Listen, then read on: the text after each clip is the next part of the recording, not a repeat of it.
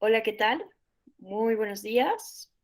Vamos a retomar la sesión, nuestro módulo de control de convencionalidad en materia de libertad de expresión y libertad de prensa.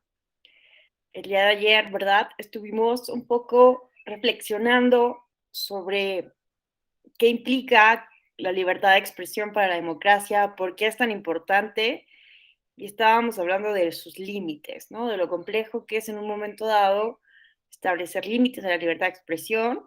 Hablábamos de la reforma de 2007 como un importante parteaguas a nuestro modelo de comunicación política y es en esta reforma en donde se modifican las reglas para contratar tiempos en radio y televisión, volviéndose el INE el único administrador de los tiempos del Estado en radio y televisión con fines electorales, pero decíamos que la regulación sobre la prohibición de calumnia, propaganda negativa en general, ¿no? La difamación, la denigración a las instituciones, etcétera, estaba regulado en el COFIPE desde 1996. Lo que pasa en la reforma de 2007 es que esto pues sube a nivel constitucional, ¿verdad?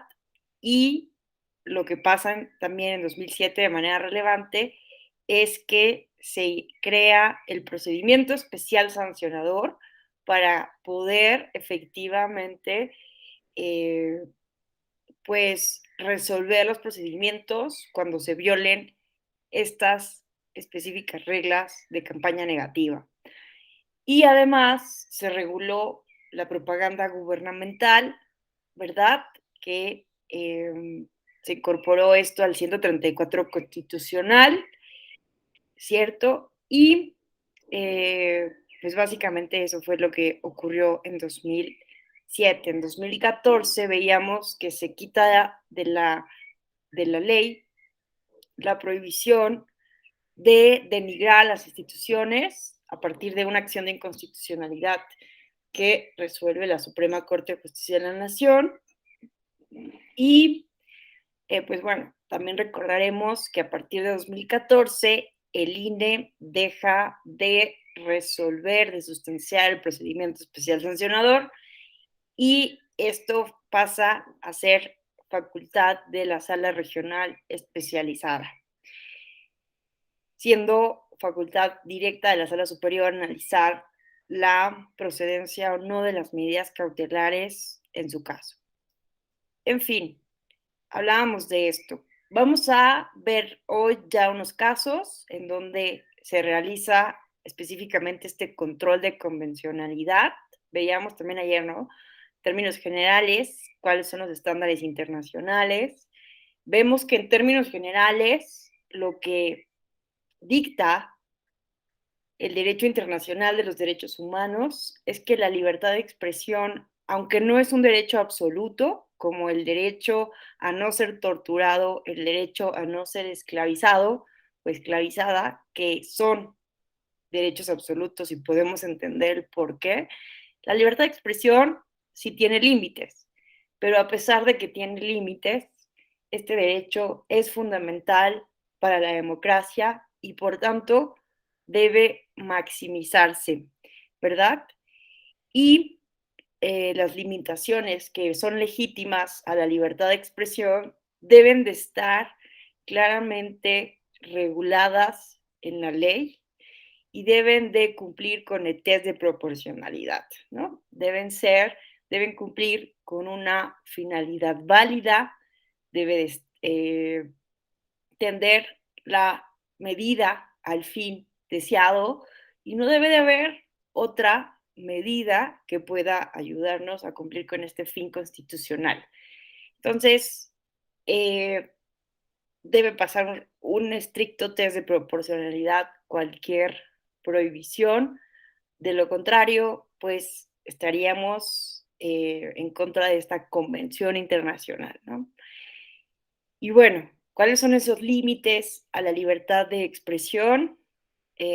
Vimos, ¿no? Que tanto el Pacto Internacional de Derechos Humanos como la Convención Americana de Derechos Humanos prohíben tajantemente, y también nuestra Constitución, prohíben tajantemente la apología a la guerra, al odio nacional, los discursos de odio, protegen la honra, la dignidad de las personas frente a la difamación, ¿verdad? Y básicamente es eso, ¿no? Los discursos de odio, discursos discriminatorios. Entonces, ese es el tema, ¿no? Y en caso de duda, pues la regla general es que hay que maximizar entonces la libertad de expresión, porque es más peligroso, ¿no? Y esto lo veíamos un poco desde la reflexión de John Stuart Mill, es mucho más peligroso censurar a alguien que puede estar equivocado que dejarlo pensar por sí mismo y expresarse. Entonces, es bien peligroso para la democracia censurar discursos legítimos. En todo caso, ¿no? Si tuviéramos que tomar una decisión, pues es preferible que se propague, bueno, que no se propague, pero que no podamos bajar, ¿no? Un discurso negativo, una campaña de odio, a alcanzar un discurso legítimo, ¿no? Es más peligroso para la democracia en un sentido de sus propias bases, ¿no? Un poco, sé que esto también es controversial, pero en opinión de una servidora, ¿no? Pensando, por ejemplo, en el principio de presunción de inocencia, por ejemplo, yo siempre he creído, esto es una opinión completamente personal, que es más peligroso encerrar a una persona inocente, ¿no? O sea, visualicemos qué implica la privación de la libertad que dejar que un culpable esté fuera, ¿no? Desde mi perspectiva, hay una falla mucho más profunda del sistema de justicia, del fin del Estado, dejando un inocente encerrado que un culpable fuera, ¿no? Entonces, un poco así es el razonamiento que se promueve en torno a la libertad de expresión, que ante la duda, pues es mejor que se diga todo abiertamente, porque la censura es más peligrosa en un régimen democrático. Y solamente hay que pensar en los casos de autoritarismo, de dictaduras, de totalitarismo, en donde pues evidentemente siempre la censura es más conveniente para controlar el poder político y permanecer en el poder. Entonces, bueno, ahora vamos a ver algunos primeros ejercicios de control de convencionalidad en el Tribunal Electoral del Poder Judicial de la Federación. Como mencionábamos ayer, el primer caso en donde la Sala Superior se pronuncia sobre el fondo de un asunto de libertad de expresión después del sub-RAP 16 de 2016, perdón, de 2006, que es el RAP madre del procedimiento especial sancionador, ¿verdad? Es el sub-RAP 31 de 2006. Y pues va a ser la primera vez que se tiene que pronunciar sobre un asunto, ¿no? Después de que ordena al Instituto Federal Electoral en aquel entonces, pues la configuración de un procedimiento que sea eficaz para resolver y evitar que en su caso, eh, actividades ilegales puedan hacer irreparable la, eh, la reparación del daño, ¿verdad? Pero si bien es el primer asunto en el que se pronuncian sobre libertad de expresión después de este sub-RAP 16-2006, que es el RAP madre del procedimiento especial sancionador, mencionábamos ayer que hay casos anteriores, ¿no? Eh, He identificado, por ejemplo, estos eh, juicios, sentencias hito, como les llaman, sentencias hito, que forman parte, ¿no?, de la línea jurisprudencial del Tribunal Electoral desde su fundación a la actualidad. Entonces tenemos este caso que es un caso hito, el sub JRC 196 de 2021, ¿no? Bueno, aquí tenemos otras sentencias. Les voy a pasar la presentación para que ustedes, si tienen ganas de explorar más a fondo y ver en qué términos se interpretaba los límites al derecho a la libertad de expresión, en atención al sujeto. Aquí hay muchísimos precedentes donde se puede estudiar estos primeros razonamientos de la Sala Superior del Tribunal Electoral. Entonces, aquí también les dejo la liga de la sentencia y vean, vamos solamente a leer una parte. Vean, ¿no? Esgrime el partido político enjuiciante que en su concepto, para poderse acreditar los dos spots del presidente municipal de Juárez, Chihuahua, realiza una defensa del municipio de campañas difamatorias, ¿no? Entonces, vean, aquí el hecho era que el presidente municipal, que era un servidor público, ¿no? Pero vean, estamos hablando de 2001, realiza en defensa del municipio campañas difamatorias. Y que estos spots fueron determinantes para el resultado de la elección celebrada el 1 de julio del año 2001, y habría que establecer el número de personas que al verlos decidió emitir su sufragio a favor del Partido Acción Nacional. Entonces, vean, era algo muy similar al supuesto de la elección de 2006, ¿no? Donde una serie de spots aparentemente hechos en un periodo prohibido, además difamatorias, con campañas difamatorias, una campaña negativa, pero vean aquí, ¿no? Por parte del mismo presidente municipal se alegaba que habían sido determinantes para el resultado de la elección, ¿no? Y que al verlos, esto influyó en el Partido Acción Nacional. Entonces,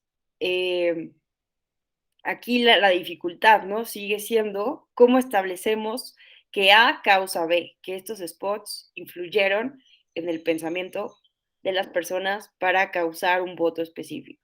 Entonces, no resultando válida la afirmación que hace la responsable en la sentencia impugnada al definir lo que significa líder, que la llevó a inferir que todas aquellas personas que ven un mensaje expresado por una autoridad, por ese solo hecho, está incitado el auditorio a que voten por el partido político que los llevó a ocupar el cargo público de elección popular que desempeña. Pues continúa su alegato el actor, la responsable incurre en contradicción al establecer en otra parte de la sentencia que por la actuación el mismo día de la jornada electoral de parte de la Policía Municipal se reflejó en el alto índice de abstencionismo, el cual alcanzó el 56%. O sea, lo que estaban alegando aquí es que cómo podemos estar seguros de que se influyó en el electorado con estos spots emitidos por el presidente municipal de Juárez, que además aparentemente eran difamatorios, cuando hubo un 56% de abstencionismo, por lo que con ello se viene abajo la afirmación sostenida por la propia responsable en el sentido de que el ingeniero Gustavo Elizondo, presidente municipal de Juárez, sea efectivamente un líder del PAN y que con los mensajes contenidos en los spots bajo estudio necesariamente haya invitado a votar a la ciudadanía bajo lo que en concepto de la responsable fue, según afirma el actor, propaganda subliminal para el PAN, ¿no? Entonces vean qué interesante, porque pues es un caso muchos años antes de 2006 y ya se empieza a hacer este tipo de análisis, ¿no? Entonces vean lo que dijo el presidente municipal. Amigo juarense, este domingo elegirás a quienes habrán de conducir los destinos de nuestra querida ciudad. Hace apenas pocos años, los juarenses enfrentamos los obstáculos que impedían el respeto a nuestra libertad y así fuimos pioneros de la vida democrática que hoy se respira en México. El respeto a tu dignidad y a tu libertad se logró con el sacrificio y entrega de muchos. Por ello te invito a que este domingo decidas libre y conscientemente el futuro de Juárez, que nada ni nadie te impida votar. Muchas gracias, ¿no? Entonces, Pues aquí lo que estaban argumentando es que era difamatorio, ¿no? Porque se está diciendo que había una limitación a la libertad en otro periodo político y entonces pues se hace como un mensaje en opinión de los impugnantes, ¿no? Del PRI, difamatorio en contra de los gobiernos anteriores. Y bueno, y para comparar, ¿no? El tipo de mensaje que emite el presidente municipal con el mensaje del consejero electoral, hacen este análisis. La Asamblea General del Instituto Electoral, presidida por el doctor Sergio Piña Marshall y su servidor, te invitamos a utilizar el poder de libertad para que votes y decidamos democráticamente cómo mejorar nuestra calidad de vida como orgullosos chihuahuenses y mexicanos. Entonces, para contrastar, ¿no? Que un mensaje de una autoridad tendría que ser mucho más neutral que este que emite el presidente municipal de Chihuahua. Entonces, aquí está como un fragmento de la conclusión a la que llega la sala superior en este caso, y aquí un poco lo traje de ejemplo este párrafo porque se hace un análisis ya tomando en cuenta el Pacto Internacional de Derechos Civiles y Políticos y la Convención Americana sobre Derechos Humanos, un poco para mostrar, ¿no? Que ya había un análisis de control de convencionalidad. Entonces, vean, asimismo, la conclusión a la que se arriba no implica que los medios de comunicación social, como son noticieros o periódicos, no puedan tampoco cubrir y dar a conocer espontáneamente gestiones u obras públicas que estén llevando a cabo las autoridades de la entidad, en donde se llevará a cabo la elección correspondiente, de tal forma que en el plazo de 30 días antes de la jornada electoral hasta celebrarse esta, existe una desinformación a la población acerca de las gestiones y obras públicas realizadas por las autoridades, pues como ha quedado precisado, la prohibición contenida en el precepto citado está dirigida únicamente a las autoridades que actúen dentro de la entidad. Sin embargo, pueden presentarse situaciones en que la fuerza mayor y el caso fortuito que pongan a la sociedad en grave peligro o conflicto, o bien tratándose de una situación de emergencia que amenace la seguridad pública o las condiciones de salud de la población y que haga necesario, por ejemplo, la difusión de programas de asistencia social o ayuda a la comunidad, etcétera, ¿no? Como implícitamente deriva de lo previsto en los artículos 29 de la Constitución Federal, así como cuarto del Pacto Internacional de Derechos Civiles, ya que en dichos preceptos jurídicos se contienen supuestos específicos. Bueno, como aquí pueden ver, el análisis que se está haciendo es sobre una supuesta alegación de prohibición de que los servidores públicos pudieran emitir propaganda gubernamental en la jornada electoral, ¿no? Entonces vean que desde 2001 estaban estas reflexiones de cuáles eran los límites para que los servidores públicos justo pudieran o no pudieran emitir mensajes a favor de un, ¿no? A favor de su partido político, en este caso, pues el presidente municipal. Y bueno, aquí les pongo también la liga de otros casos, ¿no? Este es el SUB-RAP 09 de 2004, donde también se analiza de manera relevante límites a la libertad de expresión. Y aquí les dejo una publicación de un texto muy interesante también de Miguel Carbonell y nuestro querido amigo de la Escuela Judicial Electoral, Luis Octavio Vado. Es el serie de comentarios a las sentencias del Tribunal Electoral, el número 7, que se llama Libertad de Expresión, Partidos Políticos y Democracia, justo donde analizan este caso que fue paradigmático, el sub-JDC 393-2005, donde se realiza un control de convencionalidad para determinar cuáles son los límites de la libertad de expresión de una militante de un partido político. Entonces, este texto es magnífico para conocer cuáles eran los alcances del control de convencionalidad en estos momentos, en 2005, además en un contexto, ¿verdad?, donde, como recordarán, pues la Suprema Corte de Justicia de la Nación había dicho que el Tribunal Electoral no podía realizar control de constitucionalidad, pero que esa prohibición de la Suprema Corte, este freno, hizo, ¿verdad?, que el tribunal pues empezara a entrar al control de convencionalidad. Entonces, bueno, les recomiendo muchísimo este texto. no nos podemos detener a ver el fondo de todos los casos, pero este sí les quería compartir, el SUB-RAP 31/2006, que como les decía, fue el primero en el que se resuelve el tema de libertad de expresión a fondo, desde que se ordena al IFE la creación de medidas cautelares y del procedimiento especial sancionador. Y este caso, pues el primer proyecto fue realizado por la ponencia de José de Jesús Orozco Enríquez, pero no alcanzó la mayoría, y entonces la magistrada encargada del engrose fue Alfonsina Berta Navarro Hidalgo, y me llamó la atención, ¿no?, que vean, el secretario de este caso pues fue nuestro actual magistrado Felipe Lamata Pizaña. Pero, ¿qué pasó en este caso? Bueno, entonces recordaremos que la Coalición por el Bien de Todos solicitó al Instituto Federal Electoral que bajara todos aquellos spots que estaban resultando difamatorios y denigratorios, ¿no? Entonces, quiero enseñarles aquí cuál era el contenido del spot, de estos que se analizan específicamente en este sub-rap. Por aquí viene, esperen un momento.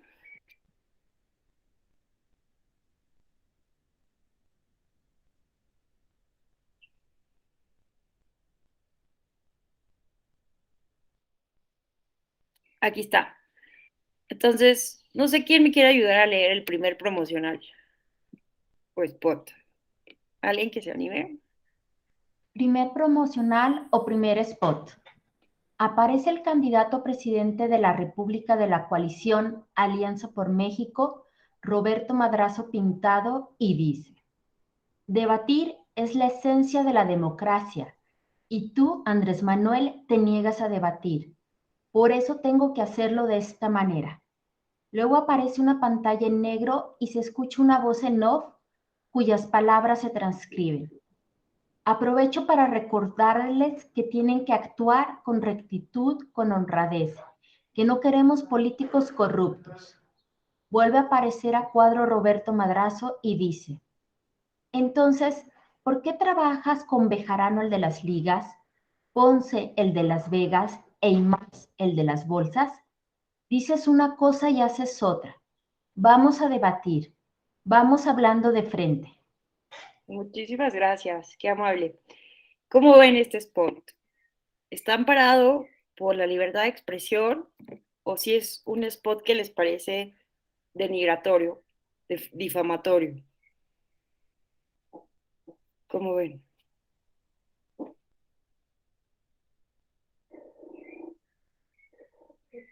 Eh, Ajá, te escuchamos. Muy buenos días, sí, Jorge. buenos días a todas y todos. Yo creo que es un mensaje que se da en el contexto del debate político. eh, Hablaba yo ayer de la utilización de estos espacios, cuál es el sentido que en mi consideración, si analizamos históricamente la definición en 2006-2007 del nuevo modelo de comunicación política, pues era para un objeto, no para estos contenidos, pero me parece que el contenido sí se da en un contexto de debate político, en sentido estricto. Si es correcto utilizar los espacios en radio y televisión para esto, me parece que no es el objeto del modelo de comunicación política. Eso sí lo señalaría, pero sí se circunscribe en un ejercicio de libertad de expresión dentro del debate político. Muchas gracias, Jorge. Pues miren, en este caso, la mayoría en ese entonces, la integración de la Sala Superior del Tribunal Electoral eh, señaló lo que acaba de decir su compañero, que se circunscribía en un contexto de debate democrático, ¿no? Y lo que analizan, ¿no? Las frases que eran controversiales eran estas, ¿no? Entonces, ¿por qué trabajas con Bejarano, el de las ligas, Ponce, el de Las Vegas, e Imaz, el de las bolsas? lo que se trataba de argumentar por parte de la coalición por el bien de todos es que esto era una mentira, ¿no? Y era entonces una difamación.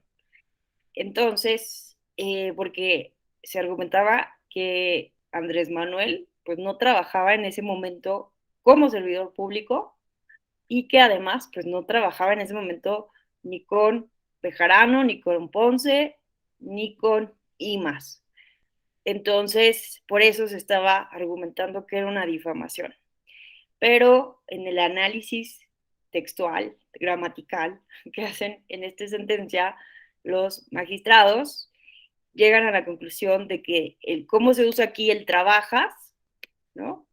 Entonces, ¿por qué trabajas? No tiene como una interpretación unívoca, ¿no? Puede ser como cuando decimos, eh, eh, um, um, yo escribo una novela sobre la Revolución Mexicana, ¿no? O a mí me gusta escribir desde que soy niña, ¿no? O sea, no necesariamente hace referencia, ¿no? A un acto presente. Entonces ahí se hace como un argumento de ese tipo, que trabajas, puede ser como que a una situación que puede suceder generalmente, ¿no? Que trabaja con Bejarano, con IMAS, etc. Entonces, pues no era tan claro el contexto difamatorio en ese sentido. Pero vean cómo está el segundo promocional. No sé ahora quién me ayude a leerlo.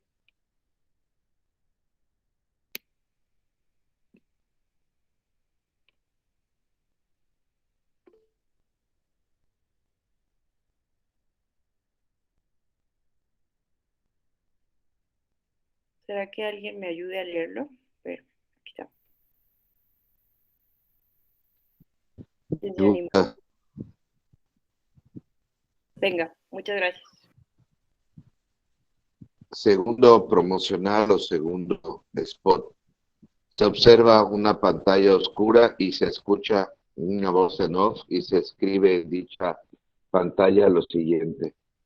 Es muy sencillo, es organizar 3, 4, 5, 10 debates. Aparece Roberto Madrazo y dice, definitivamente Andrés Manuel, cumplir no es tu fuerte.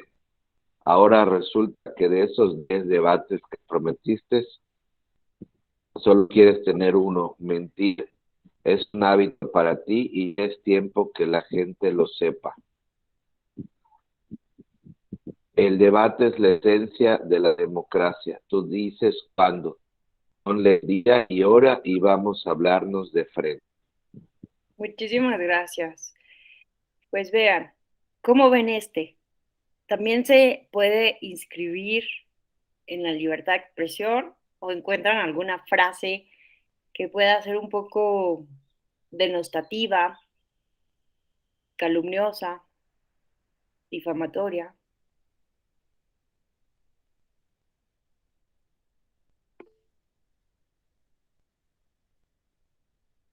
Bernardo, muy buenos días, te escuchamos. Buenos días. Pues yo, como comentaba el consejero Jorge, creo que una de las claves es el ámbito en el cual se da el comentario, la expresión, y creo que usted también lo comentaba. O sea, si se da en el ámbito de trabajas, ejerces una función, pues pudiera decirse crítica. Aquí ya como que hace una alusión un poquito tal vez más personal, ¿no? Al ámbito directo, decir, mientes, no eres franco. Pudiera ser que en ese sentido ya se hubiera excedido un poquito de la libertad de expresión al hacer una conclusión de la persona, ¿no? Pudiera ser por la parte de tú mientes, ¿no? Claro. Creo, pudiera ser. Súper, exactamente. Ahí encontraron la mayoría de magistrados justo donde dice, mentir es un hábito para ti, donde se estaba rebasando los límites legítimos de la libertad de expresión. Eh, Algunos magistrados en minoría dijeron que no necesariamente era así, pero la mayoría consideró lo que acabas de decir, ¿no? Que se estaba haciendo una afirmación categórica que no es un hecho real ni objetivo, ¿no? Que realmente se pueda hablar sobre una persona, en este caso específico de Andrés Manuel López Obrador, con una verdad absoluta, irrefutable, que mentir es un hábito de esa persona, ¿no? Entonces, aquí sí se consideró este spot ilegal, ¿no? Entonces, bueno, podemos, bueno, podríamos como, no está como claro, ¿no? No está como del todo claro, pero vean, ¿no? Estos fueron los primeros análisis que se realizan después del 2006 a estos spots que se impugnó por parte de la coalición por el bien de todos, y entonces se confirma la resolución del Consejo General del IFE. El IFE había declarado los dos spots en el contexto de la libertad de expresión, y entonces solamente se modifica el recurso de apelación para que en el segundo spot se considere el contenido ilegal, ¿no? Y bueno, aquí pueden leer ya después el voto particular que emiten los magistrados Eloy Fuentes Cerda y José de Jesús Orozco Enríquez, que en su parecer ambos spots estaban amparados en el ejercicio de la libertad de expresión, y pues aquí se hace un análisis ya tomando en cuenta también, bueno, en el cuerpo de la sentencia, pero también aquí en el voto particular, se hace un análisis también desde lo que dicen las convenciones internacionales. Entonces, pues bueno, vean qué interesante está este contexto político, ¿no? Bueno, muchas gracias a quienes me ayudaron a leer. Vámonos ahora a casos mucho más actuales, ¿no? Yo quería como mostrarles que el control de convencionalidad entonces pues viene siendo parte del Tribunal Electoral en esta materia desde 2001, incluso puede haber casos anteriores, pero encontré este caso hito muy relevante que es muy parecido entonces al caso del 2006 del presidente municipal de Chihuahua, pero que evidentemente pues no causó tal controversia como el de una elección presidencial, donde además la diferencia entre el primero y el segundo lugar pues fue del 0.56%. Entonces vamos ahora a ver cuáles son los criterios más recientes sobre libertad de expresión y prensa, eh, más recientes, ¿no? Entonces vean, protección al periodismo. Decíamos ayer entonces que por regla general, ¿verdad? Los periodistas eh, no pueden ser acusados, no son sujetos responsables de la calumnia electoral, ¿no? Entonces, pues vean que aquí, para fundamentar la tesis, que en este caso es una tesis de 2018, aquí ustedes pueden consultar el caso, es el REP 155 de 2018 que le da origen, y vean que se sustenta, se fundamenta en los artículos primero, sexto y séptimo de la Constitución Política de los Estados Unidos Mexicanos, 471 de la Ley General de Instituciones y Procedimientos Electorales, 13 de la Convención Americana sobre Derechos Humanos y 19 del Pacto Internacional de Derechos Civiles y Políticos. ¿Y qué nos dice entonces esta tesis? Que la finalidad de sancionar la calumnia en materia electoral está íntimamente asociada con el deber de garantizar la equidad en la contienda electoral, ¿cierto? Y el derecho de la ciudadanía a decidir su voto razonado a partir de una opinión pública informada. En consecuencia, atendiendo a que esta Sala Superior ha reconocido la especial protección de la que goza el ejercicio periodístico y su presunción de licitud, además de que el legislador no consideró a los periodistas como sujetos sancionables en los procedimientos administrativos sancionadores, se reconoce que en ejercicio de su función, los periodistas y los medios de comunicación no son sujetos responsables por expresiones que podrían considerarse calumniosas contra actores políticos. Y bueno, es muy claro, ¿no? El peligro que encierra para una democracia que el Estado y sus autoridades, sean cuales sean estas autoridades, ya sean electorales o sean autoridades administradoras de justicia, quienes sean, puedan determinar en un momento dado que los periodistas están cometiendo calumnia, ¿no? En un régimen autoritario, pues es muy común que los gobernantes se sientan siempre atacados cuando se está diciendo o se está investigando cuestiones de corrupción, ¿no? Cuestiones de corrupción o cuestiones sobre el mal actuar o las deficiencias del gobierno en turno. Entonces, pues es muy común un acto, ¿no? La censura, encerrar a los periodistas o, ustedes saben muy bien y lamentablemente, su asesinato.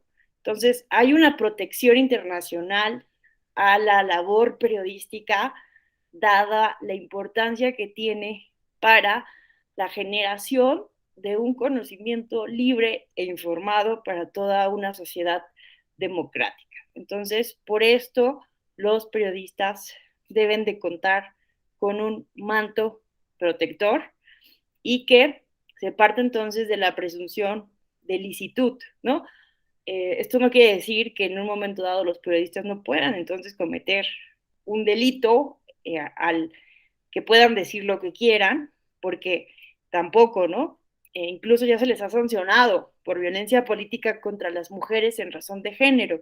O sea, siempre hay sanciones a periodistas, pero ojo, ¿no? Se parte de la presunción de licitud, salvo prueba en contrario. Entonces, se parte del supuesto de lo que están diciendo los periodistas es algo lícito en términos del discurso de la libertad de expresión. Y ahora, vean esta jurisprudencia, que es la 15 de 2018, que está fundamentada en los artículos igual, ¿no?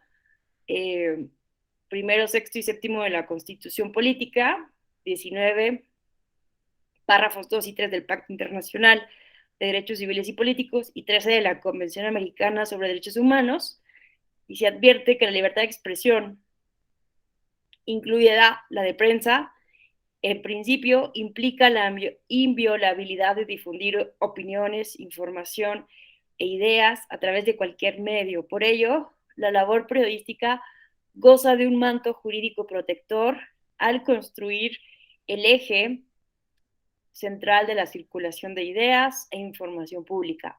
En ese sentido, la presunción de licitud de la que goza dicha labor solo podrá ser superada cuando exista prueba en contrario.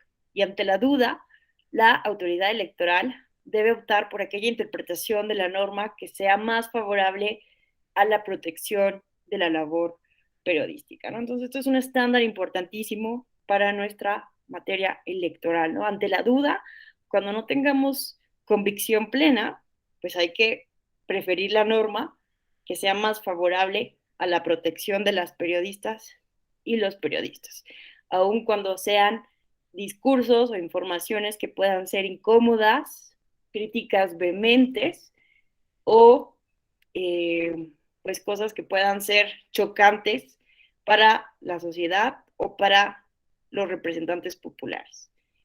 Bueno, vamos a ver ahora casos de redes sociales, que estos han sido, pues han generado muchísima controversia. El caso sobre todo de Mariana Rodríguez, ¿no?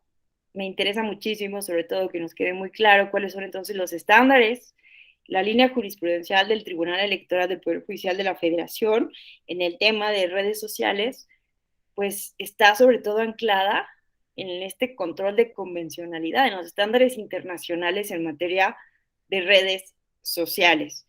Entonces, es bien importante decir que aunque hoy en día no existe una regulación en la Constitución ni en la Ley General de Instituciones y Procedimientos Electorales o Ley General de Partidos Políticos, esto no implica que los actores políticos o cualquier persona física o moral pueda hacer lo que quiera en Internet o en redes sociales en el contexto pues, de una campaña electoral. Recordaremos, ¿no?, el caso de los influencers del Verde, que desde el 2015, de la elección de 2015, empezaron el Partido Verde a utilizar a personas famosas en Twitter para intentar influir en la contienda. Entonces, ese caso fue uno de los primeros que empezaron a estudiarse, donde empezó eh, a hablarse de cómo se tendría que manejar a las personas famosas. En 2000, la sentencia de 2016 empieza a hablar de personas famosas, todavía no habla de influencers, como en este caso de Mariana Rodríguez, y pues empieza a sentar pues criterios relevantes, ¿no? Se parte, ¿no? En el caso de 2016 y en todos los casos, el criterio más importante que nos debe quedar claro es que en materia de redes sociales se debe de partir de la presunción de espontaneidad de quienes está publicando un contenido. Y a partir del caso de los influencers del Verde, la regla es que, que las autoridades electorales deben ser más minuciosas o cuidadosas al analizar posibles contenidos ilícitos de personas famosas. Pero esto no implica que en automático la presunción de espontaneidad se derrumbe para el caso de las personas famosas. Simplemente implica que las autoridades electorales deben tener un análisis más cuidadoso cuando se esté estudiando si sus publicaciones puedan estar cometiendo una violación a la ley electoral. Entonces, simplemente como para recordar el caso de los influencers del Verde, ¿qué pasó ahí? Pues bueno, ustedes recordarán que hubo muchas personas famosas, yo recuerdo muy claramente a Alex Intec, entre otros, empezaron a publicar, ¿no? En veda electoral, ojo, ¿no? También fue durante el periodo de veda electoral, mensajes a favor del Partido Verde y convocando a la ciudadanía a votar por este partido, también hablando de las propuestas del Partido Verde. Entonces, ¿qué pasó en ese caso? Pues que todas las personas que fueron requeridas por la autoridad electoral afirmaron lo mismo, ¿no? Que no habían sido contratados, que todo lo habían hecho en ejercicio de su libertad de expresión, de manera espontánea, y que no eran militantes del Verde, sino que eran simples simpatizantes. Todas las personas, estas personas famosas en Twitter, argumentaron lo mismo. En ese caso, desafortunadamente, no se pudo comprobar, no existió ningún indicio fuerte que permitiera llegar a la convicción plena por parte de las autoridades jurisdiccionales de que en realidad se había contratado, que se había hecho un pago para estas personas. No hubo ninguna prueba, como después sí ocurre en el caso de 2021, ¿no? El más reciente. Pero ¿por qué sí se sanciona al partido? Porque Raúl Osorio, que en ese momento era diputado suplente, él era diputado suplente y confirma haber sido convocado por el partido para hacer estas publicaciones, y entonces pues era periodo de veda. Entonces se sanciona a este actor político, a Raúl Osorio, y al partido político por no haberse deslindado a tiempo de esta actividad que evidentemente contrariaba las disposiciones de la Ley General de Instituciones y Procedimientos Electorales en materia de campañas políticas, ¿no? Entonces, aquí se muestra, ¿no?, que aunque no exista regulación como tal sobre la comunicación política en redes sociales, no implica que es un campo abierto, ¿no? anarquía total para que los partidos políticos hagan lo que quieran.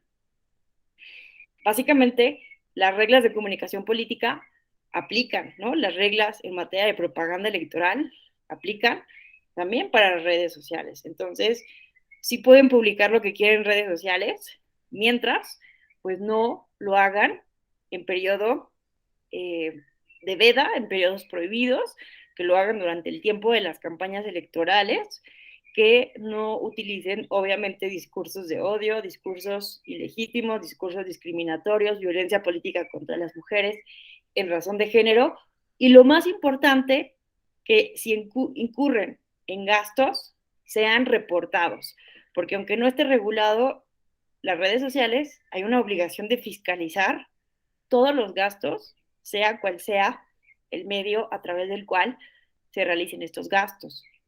Entonces, pues bueno, aquí lo que se concluyó es que el partido no se había deslindado de este mensaje realizado por Raúl Osorio. Y por eso se sanciona el caso del 2016 del Verde. Pero se asumió que el resto de los famosos lo hacían con presunción de espontaneidad porque no hubo ninguna prueba. Pero ¿qué pasa en el caso de 2021? Aquí sí se puede determinar la responsabilidad del partido y de las personas influencers porque hubo pruebas. Se probó que había un guión. Se probó, bueno, había indicios, ¿no? Que concatenados, pues sí sí dejan ver que efectivamente hay una mente maestra, alguien que está orquestando una campaña en específico.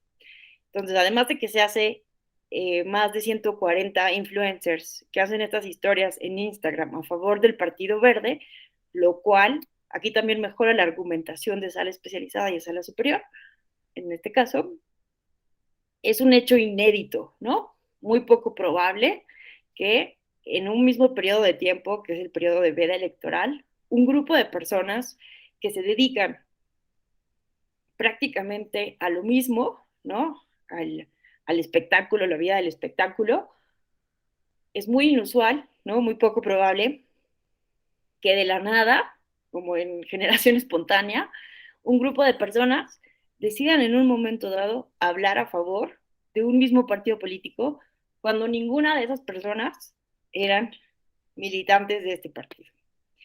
Uno. Dos, argumenta también la unidad técnica de fiscalización, por mencionar el caso donde se le sanciona por esto, que hay un guión, ¿no? Que es posible identificar un guión y que a todos se les dijo exactamente qué tenían que decir, ¿no? O más o menos qué decir. Tres, hay testimonios de promesas de pago. La Comisión Nacional Bancaria y de Valores demostró que hubo depósitos a favor de algunas de estas personas, ¿no? Por montos como de 10,000, 16,000 pesos, 20,000, durante ese periodo de tiempo en que se hacen estas publicaciones. Hay empresas dedicadas a la consultoría electoral, al marketing, involucradas, que dan testimonios de que el partido político fue quien buscó a estas personas influencers.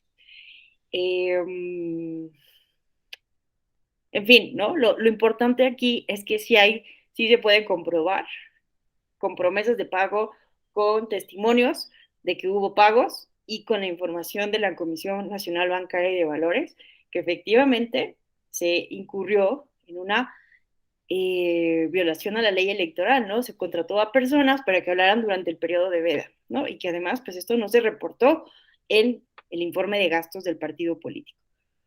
Entonces, por eso se le sanciona al partido político con una multa de más de 40 millones de pesos. Es una de las multas más altas que ha habido y además se le quitan sus prerrogativas al Partido Verde en radio y televisión durante un año. Que bueno, yo cuestiono la efectividad de esta segunda sanción porque si el partido político recurrió para ser sancionado a una estrategia mediática en redes sociales, pues porque está consciente de que ahora hoy en día es más importante estar presente en las redes sociales que en radio y televisión. Entonces, esta medida de quitarle sus prerrogativas, pues, ¿qué, qué tanto le va a afectar al partido político cuando sabe que lo importante hoy en día es estar presente en redes sociales? Pues no sé. Entonces, yo sí creo que ahí tendríamos que revisar, insisto, nuestro modelo de comunicación política que es ya anacrónico. Pero bueno, la sanción de 40 millones de pesos no es cualquier cosa. Y entonces, pues me parece que la argumentación tanto de la sala regional especializada como de la unidad técnica de fiscalización y de la comisión de quejas y denuncias y de la sala superior mejoran sustantivamente frente al caso de 2016, en donde pues no se pudo acreditar la responsabilidad de las personas famosas. Y bueno, está el caso de Mariana Rodríguez, que pues también ha sido controversial, pero que lo quise traer aquí porque me parece que sí está amparado en el ejercicio de la libertad de expresión y que por eso ha causado mucho conflicto, pero que yo creo que aquí resolvió muy bien, en mi opinión. Ahorita me comentan su opinión, porque yo sé que no todo el mundo está de acuerdo, pero creo que aquí sí se privilegió la libertad de expresión y me parece que es acertada la interpretación que hace la Sala Superior al revocar las consideraciones del INE que iban por sancionar al Partido Movimiento Ciudadano y al actual gobernador Samuel García. Entonces, ¿qué pasó? Pues bueno, todos recordaremos, ¿no? Que hubo una serie de publicaciones en Instagram por parte de Mariana Cantú en periodo de campaña del 5 de marzo al 2 de junio de 2021. Entonces, estos son ejemplos, ¿no? Del tipo de fotografías. Mariana estaba todo el tiempo cerca de Samuel García y ella pues ya era una conocida influencer de Monterrey, ¿verdad? Y ella hacía pues publicaciones para promocionar productos y era pagada por las compañías para que enseñara sus productos en sus redes sociales, ¿no? Entonces hacía cosas como esto, ¿no? Compren, no lo sé, esto, ¿no? Gatorade, una bebida hidratante. Y ya con eso, pues a ella le pagaban cierta cantidad de dinero las compañías. Entonces, en ese contexto, pues es que se cuestiona, ¿no?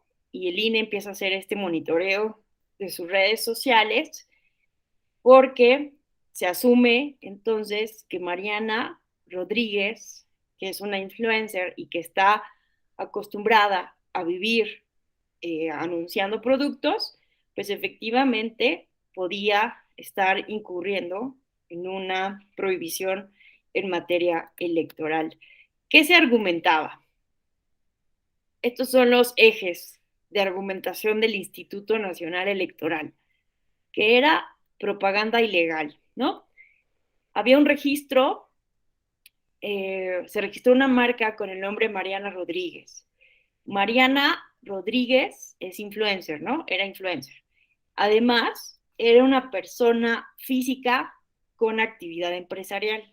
Y vean esto, las personas físicas con actividad empresarial, ¿no? Cualquier persona moral no puede hacer aportaciones en especie ni ninguna aportación a los partidos políticos para las campañas. Y por criterio jurisprudencial, esto incluye a las personas físicas con actividad empresarial. Entonces, lo que estaba tratando de hacer el INE era equiparar una publicación en Instagram como una aportación en especie por parte de Mariana Rodríguez, porque pues no se comprobó que hubiera recibido Mariana Rodríguez un beneficio económico por parte del partido político o por parte de Samuel García o por parte de alguien, ¿no? Entonces lo que se estaba diciendo es que entonces no fue una contraprestación, pero que entonces lo estaba donando Mariana Rodríguez y al ser una persona física con actividad empresarial, pues esta donación estaba prohibida. Entonces, bueno, estos eran los elementos, ¿no? Aquí la cuestión a discutir es esta ponderación entre la libertad de expresión y la equidad en la contienda, porque, pues evidentemente, eh, lo que se decía es que ella pues tenía un grupo de seguidores importante y que esto pudo haber vulnerado, desequilibrado el principio de equidad en la contienda frente a otras personas que no tienen este nivel de influencia en el electorado de Nuevo León. Y bueno, entonces el INE, ¿verdad? Por ello es que hace un ejercicio realmente muy importante, ¿verdad?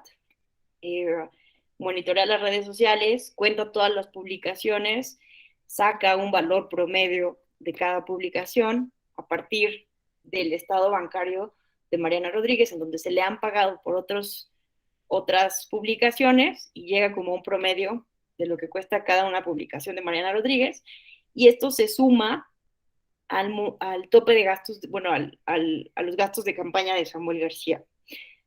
Pero ¿qué resuelve Sala Superior? Bueno, lo que argumenta Sala Superior es que, bueno, esto aquí es una infografía, pero ahorita la vemos, prefiero como explicarlo. Ustedes ya se conocen el caso, pero simplemente lo estoy recordando para que ahorita pues, lo discutamos, si así lo desean. ¿Qué dijo Sala Superior? A ver, eh, se argumentó, ¿no? Se tiene que partir como regla general del principio de presunción de espontaneidad. Se tiene que derribar esa presunción de espontaneidad si queremos sancionar a alguien. Entonces, Mariana Rodríguez argumentó todo el tiempo que ella lo hizo de manera gratuita, sin ninguna intención y de manera espontánea, a favor, para apoyar la campaña de su esposo. A ver, aquí hay un tema con el tema de la relación conyugal, que pues no gusta esto, evidentemente, al feminismo, y que la magistrada Yanino Tálora y el magistrado Reyes señalaron su inconformidad con el apartado de la sentencia que hace como un estudio muy, muy innecesario sobre el tema del matrimonio, pero porque no significa que si tú estás casada con alguien, forzosamente como el deber de la buena esposa sea regalarle tu trabajo a tu esposo, ¿no? Eso se puede cuestionar y se cuestionó por algunos magistrados. Pero eso no es lo que argumenta la sentencia, ¿no? La sentencia no dice, bueno, es que como es la esposa, debe de regalar su trabajo a Samuel García, ¿no? Quitando la posibilidad de que alguien pueda cobrarle a su esposo por hacer un trabajo profesional, lo cual es completamente válido y legítimo, ¿no? No hay como una regla de cuál es el deber de toda esposa. Entonces, ese debate, ojo, ¿no? No es el centro de la argumentación, y lo que decían entonces Yanino Tálora y Reyes Rodríguez es que se tuviera cuidado, ¿no? Para que no pareciera que el tribunal estuviera señalando esto. Pero el hecho, o sea, sí influye el hecho de que estuviera casada, pero no como un deber de la buena esposa, sino lo que ocurre aquí en todo caso es que el hecho de que sea su esposa eh, hace más grande, aumenta la convicción de los juzgadores, de los magistrados, de que lo hizo por convicción, ¿no? Es decir, que en lugar de derribar la presunción de espontaneidad, pues la hace más sólida. Es simplemente eso, ¿no? Que la relación conyugal, pues hace más sólido el argumento de que lo hizo espontáneamente. ¿De acuerdo? Entonces, a ver, de entrada, dicen los magistrados que hay que partir de una presunción de espontaneidad. No hay, como en el caso del Verde de 2021, ningún contrato, ningún pago, ningún testimonio, ningún guión, no hay ninguna prueba de que se haya hecho un gasto para que Mariana Rodríguez hiciera esas publicaciones. Se revisó la cuenta bancaria de Mariana Rodríguez y no hay ningún depósito inusual a su favor. Entonces, ante la duda, es que en este caso pues se debe privilegiar la libertad de expresión. Y a ver, sí, si bien es una persona física con actividad empresarial y está prohibido hacer aportación en especie, lo que sí se inventa, con todo respeto, de mi opinión, el Instituto Nacional Electoral, es definir una publicación en redes sociales como una aportación en especie. En ningún lado, ni en el reglamento de fiscalización, ni en la Ley General de Instituciones y Procedimientos Electorales, Ley General de Partidos Políticos, en ningún lado se dice, ¿no?, que una publicación en redes sociales es una aportación en especie. Si se hubiera pagado, si, es que no está eso regulado, ¿no? Y ahí es entonces donde hay una sobreinterpretación del Instituto Nacional Electoral. Supongamos que le damos la razón de esta interpretación muy amplia al INE. Sobre esto escribí un artículo en Nexos, perdón la promoción, la autopromoción, pero hago esta reflexión en este artículo. A ver, imagínense que el Instituto Nacional Electoral le decimos, ok, tiene razón INE es una persona física con actividad empresarial y está haciendo una aportación en especie y es una influencer, tiene una gran cantidad de seguidores. En ese momento me parece que estaba en el 1,000,000 de seguidores. Ok. De verdad, Instituto Nacional Electoral, vamos a revisar a todas las personas físicas con actividad empresarial y vamos a fiscalizar sus publicaciones en Internet cuando hablen a favor o en contra de un partido político. Vamos a estar vigilando, vamos a hacer una autoridad censora en ese sentido. Me puse a ver cuántas personas están en el padrón del SAT. Y hay más de 4 millones de personas físicas con actividad empresarial. Primera pregunta. ¿El INE tiene la capacidad de monitorear en un proceso electoral a más de 4 millones de personas para que no le vayan a donar una publicación a un partido político? Primera pregunta. Segunda pregunta. O solamente a las personas físicas con actividad empresarial, que sean además influencers. Aquí viene mi segunda pregunta. ¿Quién es una persona influencer? ¿A partir de cuántos seguidores se puede determinar que una persona es un influencer? ¿A partir de 1,000?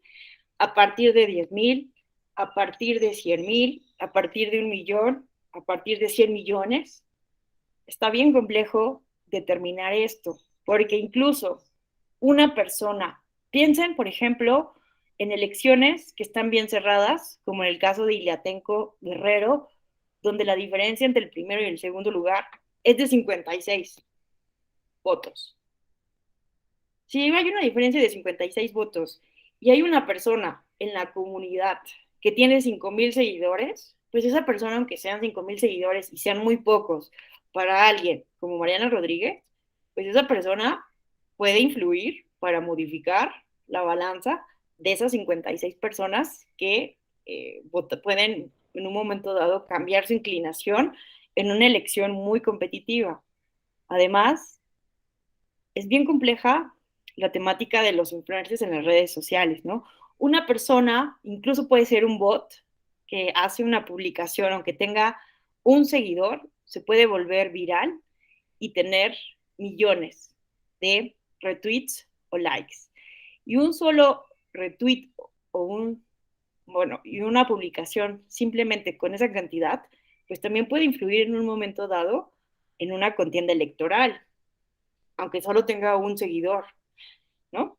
Por otro lado, hay estudios que señalan que las personas con un número de seguidores menores a los 10,000 pueden influir más en la opinión de sus seguidores que aquellas personas que tienen millones, porque las personas que tienen menos de 10,000 seguidores en realidad interactúan más con sus seguidores y entonces los se conocen. Y eso puede ser un motivo de mayor influencia para una persona que alguien a quien siguen porque tiene millones de seguidores. Por otro lado, esto se analiza en el caso de los influencers del Verde, que sumando todos los seguidores que tenían las 140 personas, sumaban una cantidad de personas que superaba la cantidad de población que tenemos en México. Entonces, por eso se argumentaba en la sentencia de Toluca que se tenía que anular una elección, porque eran más de 100 millones de seguidores los que tenían estos influencers del Verde, y que eso había influido en la contienda. A ver, ¿cuántos de esos seguidores de Mariana Rodríguez realmente son, en primer lugar, ciudadanas y ciudadanos mexicanos? Puede tener ciudadanos de otros lados, de otros países, por un lado. Por otro lado, ¿cuántos de esos son bots? ¿Cuántos de esos son cuentas falsas? ¿Cuántas de esas son menores de edad? ¿Cuántas cuentas son repetidas? Es decir, está complejo determinar cuantitativamente, ojo, ¿no? Que no cualitativamente, cuando estemos hablando de una influencer. Entonces, ¿qué parámetros va a utilizar el Instituto Nacional Electoral o cualquier autoridad, OPLE o jurisdiccional, para monitorear a las personas físicas con actividad empresarial, para contabilizar y sumárselas a las cuentas de los partidos políticos cuando opinen su opinión, cuando manifiesten una opinión política? ¿No sería esto, con todo respeto, restringir derechos políticos cuando no está regulado? Recuerden lo que dicen los estándares internacionales. Para restringir la libertad de expresión, toda prohibición, toda restricción o cualquier límite legítimo a la libertad de expresión debe de estar claramente regulado. No está en nuestra legislación claramente regulado que los influencers, que las personas físicas con actividad empresarial no puedan hacer publicaciones a favor o en contra de un partido político en periodo de campaña. Entonces, híjole, yo por eso, sé que aquí causa controversia, pero yo por eso estoy en contra de la opinión del INE y en este caso sí me inclino más por la opinión de Sala Superior, porque siguiendo el control de convencionalidad, el caso no daba para sancionar a Mariana, al partido Movimiento Ciudadano y para sancionar a Samuel García. Pero las escucho ahora porque yo sé que este caso es muy controversial. No sé si alguien quiera, ¿qué opinan ustedes? ¿Cómo lo ven? A ver, Roberto Ruz nos indica, el algoritmo le muestra el contenido a 25 personas y no reaccionan aunque sean 1 millón de seguidores, no lo verán. A ver, no me quedó claro. El algoritmo le muestra el contenido a 25 personas. Si no reaccionan, ya. Exacto. Miren, o sea, es mucho más complejo, ¿no? El análisis de los algoritmos para comprobar una influencia. Roberto Ruz, muy buenos días, te escuchamos. Sí, era para aclarar el comentario. Lo que pasa es que las redes sociales siempre va a prevalecer el contenido, ¿no? Yo puedo tener 1 millón de seguidores, pero si publico algo irrelevante, no lo van a ver ni 25 de ese millón, ¿no? Entonces, lo que comentas es totalmente certero. Hay un desconocimiento absoluto por parte de los tomadores de decisión de cómo funcionan las redes sociales. Es cuando. Muchas gracias, Roberto. Me parece muy importante lo que mencionas y es una aportación al análisis. Te escuchamos.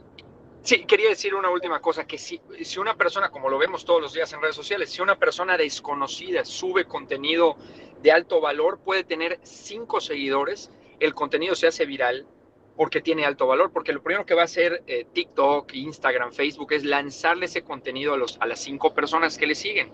Si las 5 personas reaccionan efusivamente, Facebook, TikTok, Instagram, va a decir, ¿sabes qué? Esto está interesante, vamos a mandárselo a 20 más. Si esas 20 dicen, oye, esto está bueno, reaccionan de alguna forma, bueno, el contenido va a ir escalando hasta volverse viral. Es más o menos como funciona. Entonces, es absolutamente irrelevante la cantidad de seguidores. ¿Es cuánto? Muchas gracias, Roberto. Me parece bien importante lo que acabas de decir, porque efectivamente, ¿no? Queremos hacer una relación causal donde no la hay. Y que si hay 1 millón de seguidores, como en el caso de Mariana Rodríguez, que ahorita ya tiene más de 1 millón, ya aumentó su número de seguidores, pues eso no garantiza esta relación causal, ¿no? De que A causa B y que realmente la población en Nuevo León votó por Samuel García exclusivamente por las publicaciones de Mariana Rodríguez. O sea, podemos tener una intuición de que en gran parte es así, pero no hay algo que nos compruebe. Y entonces, ante la duda, tenemos que privilegiar la libertad de expresión, porque de lo contrario, sí estamos, aunque no nos guste, limitando los derechos políticos de las personas, ¿no? Eh, Jorge Antonio, muy buenos días, te escuchamos de nuevo. Sí, gracias, Alejandra. Coincido con lo que plantea mi compañero consejero Roberto. Y aquí lo que yo destacaría del comentario que acaba de hacer Roberto en cuanto a el alcance, la viralización que pueden tener ciertos contenidos, yo digo que nos coloca en otra reflexión, no tanto cómo tenemos que regular las redes sociales y su impacto en los procesos electorales o en la política en México, sino qué tenemos que hacer para realmente avanzar como sociedad a procesos civilizados como los que se dan en otras democracias. Eh, Precisamente dentro de este diplomado, en otro módulo, no recuerdo exactamente cuál de los expositores, hablaba que en Europa, cuando se da a conocer parte del modelo mexicano, estos, por ejemplo, donde se regulan actos anticipados de campaña, pues había una extrañeza porque dice, pues aquí los actos anticipados de campaña no están sancionados por la ley, están sancionados por la sociedad porque simplemente el que se adelanta en una democracia donde hay una consideración que el juego debe ser limpio, automáticamente la sociedad le dice no a esos ciudadanos o ciudadanas o a esos actores políticos, ¿no? Entonces creo que este tema que estás planteando, yo más bien coincido contigo, no se trata de cómo vamos a regular algo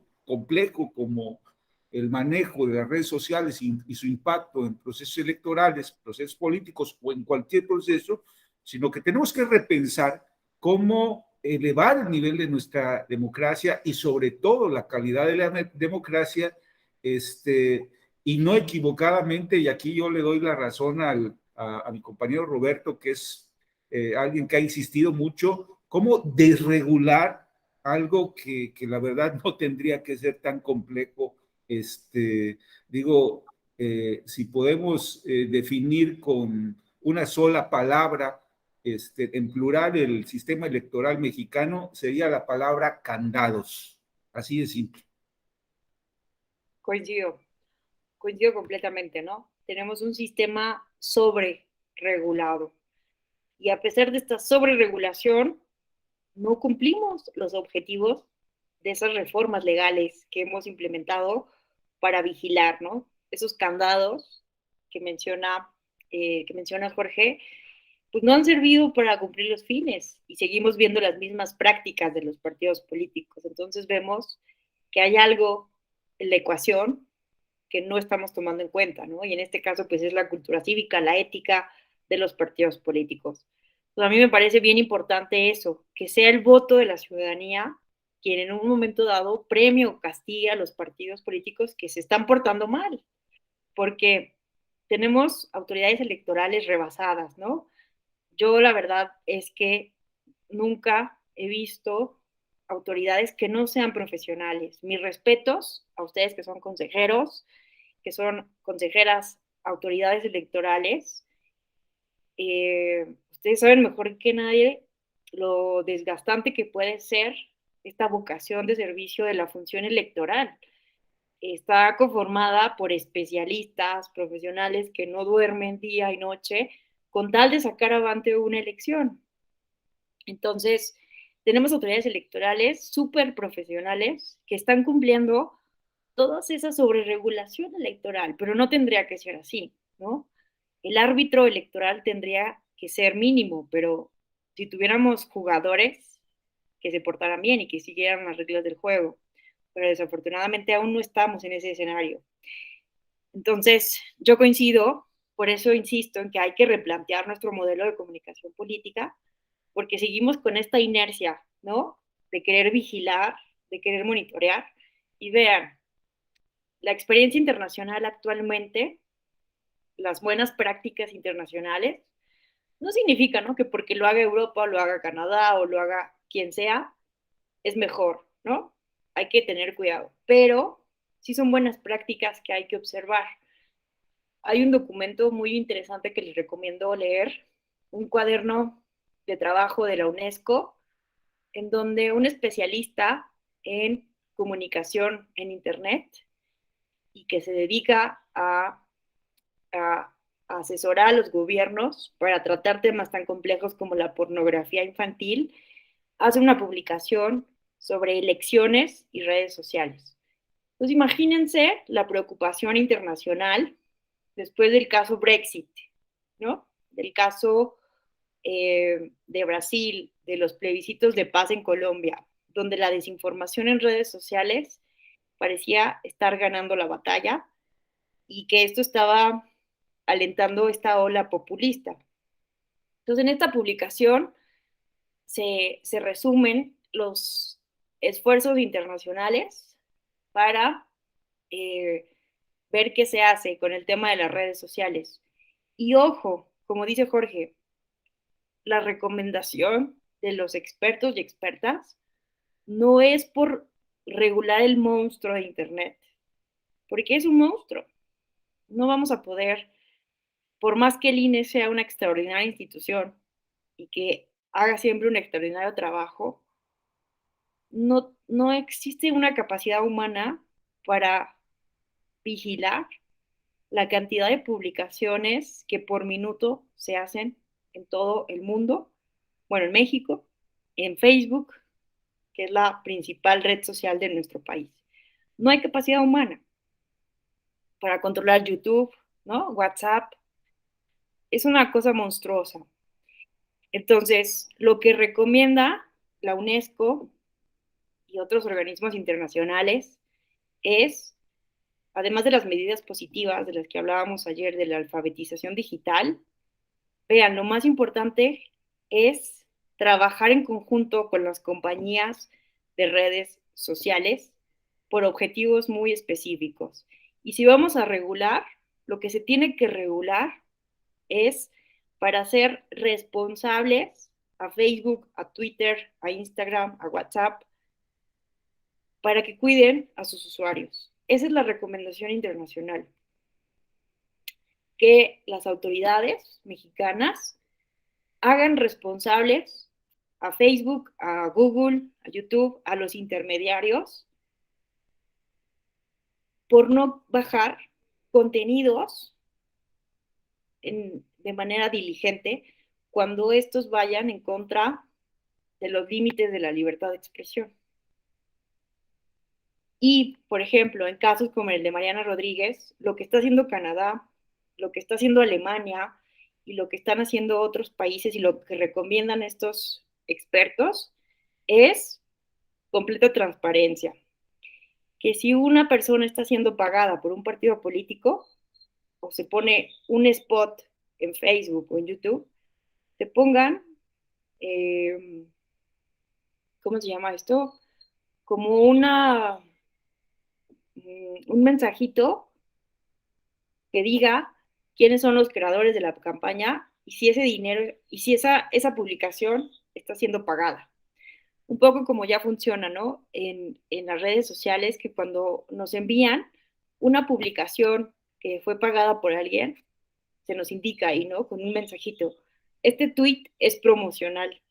De la misma manera, buscar que eso se haga en temas políticos, ¿no? Que si un influencer fue contratado por alguien para hablar bien a favor de alguien, que lo pongan en completa transparencia, ¿no? Sé que está difícil, pero la idea, la recomendación, no es que las autoridades electorales se vuelvan censoras, vigilantes y limiten la libertad de expresión de actores políticos y de la ciudadanía, sino que trabajen con las empresas de redes sociales para que los algoritmos sean completamente transparentes, que la ciudadanía pueda decidir cómo quiere que funcionen estos algoritmos y que todo lo que es pagado en estas redes sociales sea completamente transparente. Por ahí tendría que ir, en su caso, una regulación que emitiéramos, porque esto de vigilar y monitorear a todas las personas, más allá de los actores políticos, que esto sí lo hace el INE en materia de fiscalización, pues ya rebasaría las capacidades institucionales, ¿no? Pero bueno, no sé si alguien más quisiera hacer algún comentario, reflexión, cuestionamiento. Muchas personas están en contra de este criterio de sala superior y es válido, ¿no? Recordemos que no hay verdades últimas en ningún tema. Entonces, si alguien quiere manifestar su desacuerdo, también, con toda confianza. Bueno, vamos a ver otro caso. ¿Qué hora tenemos? Nos queda media hora. El caso Tlaquepaque, que también ha sido polémico. Roberto, te escuchamos. Perdón, es que sí quiero escuchar el caso que vas a... Nada más, al final, si pudieras comentarnos qué cambios le harías desde tu perspectiva, si lo deseas, al modelo de comunicación política. ¿Es cuánto? Sí, muy buena pregunta.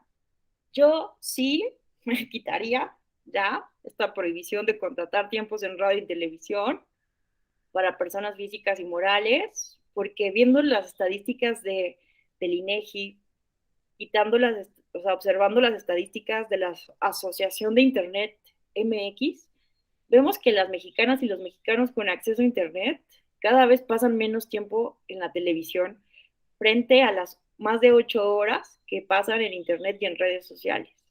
Entonces, yo ya tengo muchas dudas de que la radio y la televisión siga, eh, tenga que seguir siendo regulada de esta manera como lo hacemos, ¿no? Porque además, pues no olvidemos que por obligación de la ley, el INE tiene que hacer un monitoreo de todas las señales de radio y televisión para garantizar que se está cumpliendo con la pauta. Esto son más de, ¿cuántos centros de verificación y monitoreo hay? No sé, pero hay más de 140, creo, no recuerdo exactamente la cifra, en todo el país, que son centros de monitoreo que deben estar teniendo mantenimiento, cuidado. Yo eso lo quitaría, perdónenme, pero a lo mejor no de golpe, pero paulatinamente, dejar de monitorear este tema de radio y televisión, porque desde mi perspectiva ya no es algo tan relevante, ¿no? Me parece ya anacrónico. ¿Qué otra cuestión? Que yo sí metería pues esta obligación de las compañías de redes sociales de trabajar en conjunto, ¿no? Con las autoridades electorales durante los procesos electorales, como lo ha venido haciendo muy bien, sí lo ha venido haciendo bien el INE en ese sentido, ¿no? Y los OPLES, que trabajan con Twitter, con Facebook y hacen memorándums del entendimiento, acuerdos y cooperan, ¿no? Acuerdos de cooperación. O sea, seguir trabajando en ese sentido. Poner reglas muy parecidas a las que les contaba de Canadá, de que de transparente, ¿no? Si hay una publicación pagada, que se indique en todos los casos.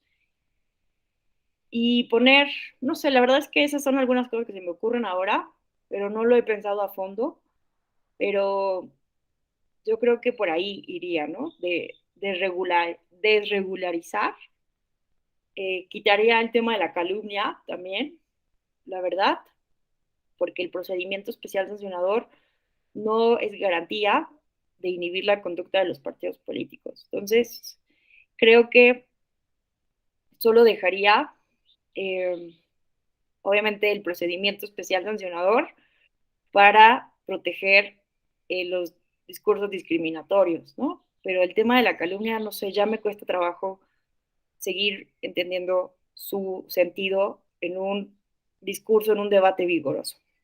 Pero bueno, no sé cómo ve, Roberto. ¿Tú qué ideas tienes sobre lo que hay que hacer en el modelo de comunicación política?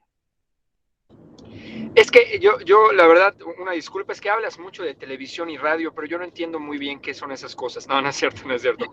Pero sí, la verdad es que ya, no, la verdad es que ya sí, totalmente están quedando fuera de la jugada, ya no hace ningún sentido regular ahí.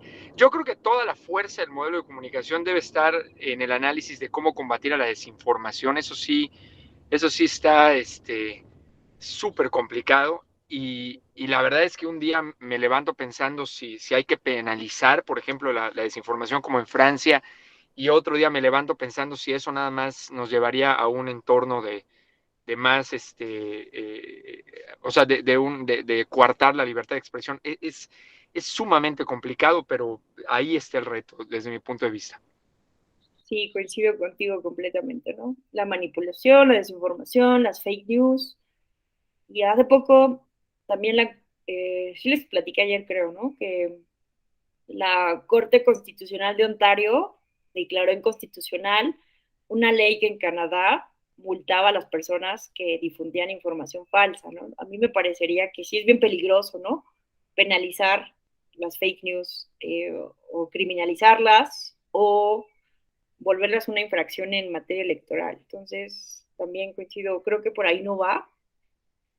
Y yo creo que sí hay que buscar medidas positivas, una política pública, ¿no? No solamente estas medidas negativas que siempre pensamos, de sancionar, de meter a la cárcel, ¿no? De meter en el catálogo enorme de delitos electorales que tenemos, sino más bien pensar en positivo y crear política pública para la democracia, porque de lo contrario, pues no, vamos a seguir con esta inercia de seguir jugando al gato y al ratón, que pues no genera los resultados de fondo para mejorar el debate político electoral. Pero bueno, muchas gracias Roberto por tan interesante pregunta y por este intercambio de ideas. No sé si alguien más quisiera abonar a lo que aquí se ha dicho. Bueno, entonces vamos a ver algunos casos más. Nos quedan 20 minutos. Bueno, es que son varios temas, ¿no? Pero a mí me gustaría no dejar de mencionar los casos. Bueno, el caso de Tlaquepaque, eh, vamos a verlo rápido. Ven acá. Ven.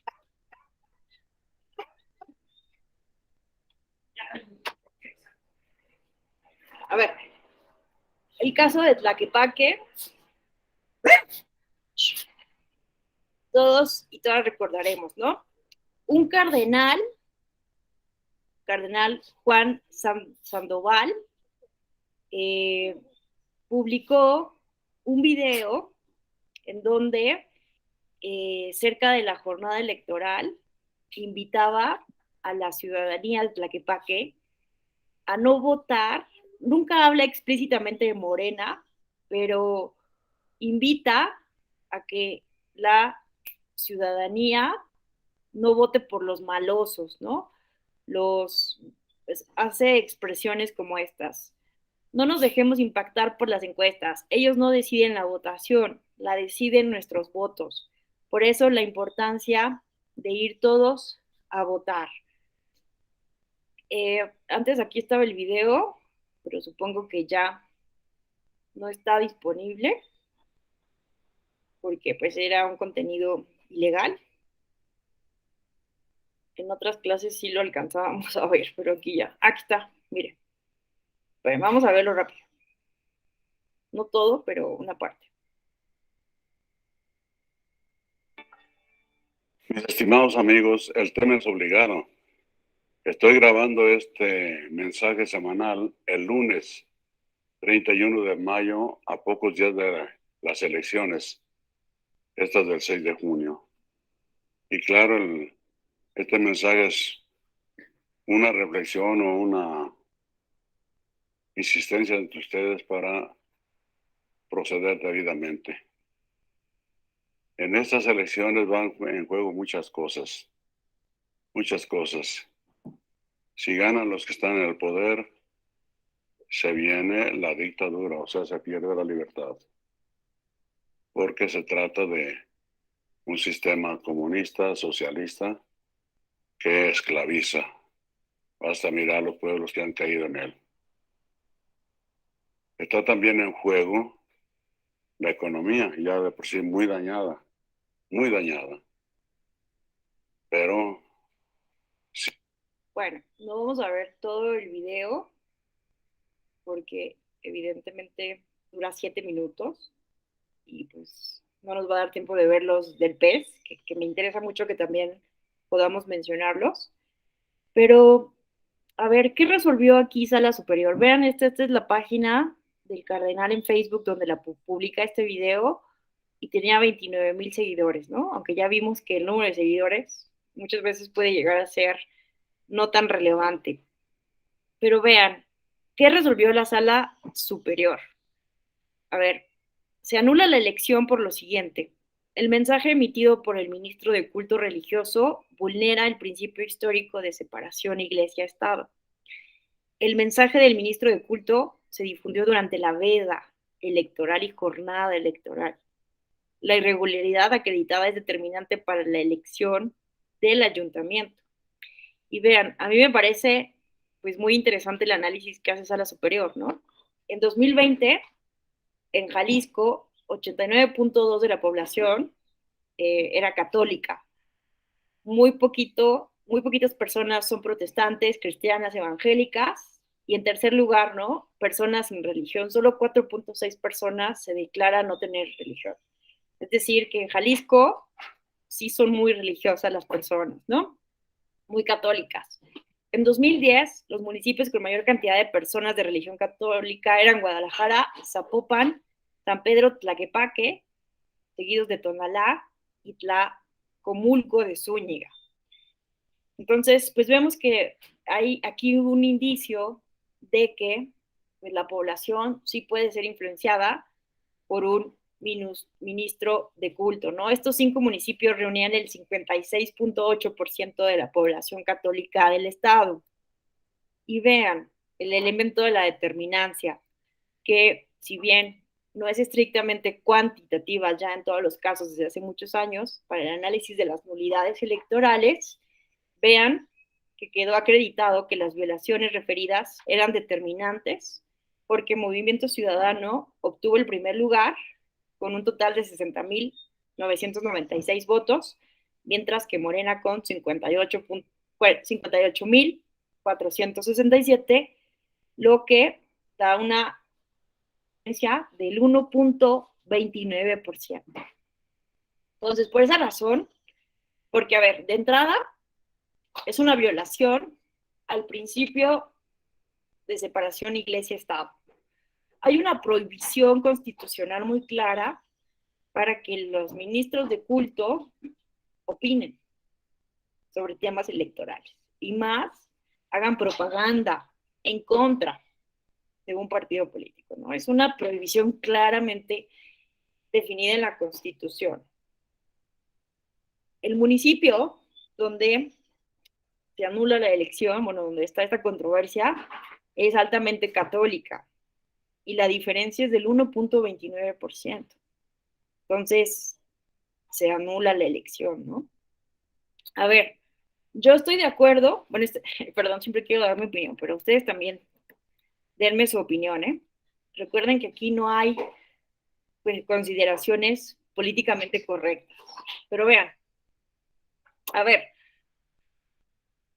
yo creo que Sala Superior hizo lo correcto porque está ahí la prohibición constitucional, y el 1.29% pues sí nos lleva a dudar de la autenticidad que en un momento dado pudo haber del sufragio, en un periodo donde debe haber silencio. ¿Estamos de acuerdo? Pero a ver, sí les voy a confesar algo. Yo estoy en contra, pensando en el control de convencionalidad, que es el tema que nos ocupa hoy. Sí cuestiono que las restricciones a los derechos políticos de los ministros de culto sigan existiendo en nuestro país. Perdónenme que siempre haga autopromoción, pero también escribí un texto en Nexos sobre este tema. Siguen siendo válidas las restricciones a ministros de culto, porque lo quiero poner para que generar debate. Pero vean, yo no estoy tan segura de que estas restricciones sigan justificándose a la luz del Pacto Internacional de Derechos Civiles y Políticos y la Convención Americana de Derechos Humanos. Y vean, esta restricción claramente es inconvencional. Lo que pasa es que cuando México ratifica ambos instrumentos internacionales, sí señala solicita una excepción con el tema de los ministros de cultos, con el tema de los ministros de culto, para que no aplique la convención en eso, por la razón histórica del principio de la laicidad y la separación iglesia-estado que existe en nuestro país desde la época de las leyes de reforma y el gobierno de Benito Juárez, ¿no? Entonces, el Estado mexicano está consciente de que esto es contrario a las convenciones internacionales, pero emite una excepción. Hace mucho que no recuerdo exactamente cómo se llama eso, esa figura para pedir la excepción de la aplicación de un tratado internacional sobre una cuestión contextual de un Estado, pero vean que esto lo solicita el Estado mexicano. Entonces, vean, ¿no? En la Constitución de 1894 se les prohibió. Bueno, a lo que voy con este tema es que, vean, aquí lo pongo, ¿no?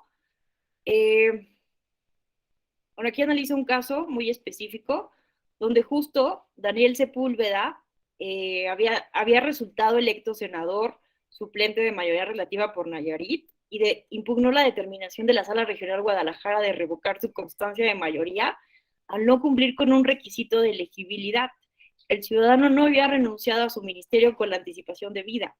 Para que tú puedas ser electo a un cargo de elección popular, tienes que renunciar con 5 años de anticipación a tu ministerio religioso. Entonces, lo que pedía el ciudadano era que se hiciera una nueva reflexión a la luz de los retiros de las reservas realizadas de los artículos 25 del Pacto Internacional de Derechos Civiles y Políticos y 23 de la Convención Americana sobre Derechos Humanos, atendiendo a los principios pro persona y de progresividad. También se solicitaba que se hiciera un control de constitucionalidad del artículo 14 de la Ley de Asociaciones Religiosas, maximizando el contenido del artículo 55 y 58 de la Constitución. Y vean, en esta sentencia se hace un análisis comparado y México prácticamente es el único país, al menos de América Latina, con restricciones tan severas para los ministros de culto.